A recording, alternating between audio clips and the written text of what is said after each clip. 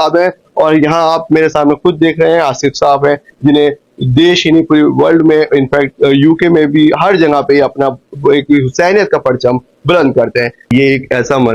جہاں پہ ہر ایک قوم کا انسان یہاں آتا ہے، کسی سے کوئی دھرم نہیں پوچھا جاتا، اور آ کے سب ایک ہی صدا ہوتی ہے۔ وہ کس بنا پہ کتنی بڑی وہ طاقت ہے، اور جو آپ سب کو ایک اکٹھا کر دیتی ہے۔ بسم اللہ الرحمن الرحیم۔ امام حسین علیہ السلام کائنات کی وہ واحد شخصیت ہے جنہوں نے زمانے کو امن کا پیغام دیا ہے۔ آج پوری دنیا میں ہر ایک انسان جو ہے وہ امن کا متلاشی ہے۔ لوگ امن ڈھونڈ رہے ہیں کہ کہاں سے ہمیں امن ملے۔ امام حسین علیہ السلام ایک زندہ مثال ہے کہ اگر آج بھی کسی نے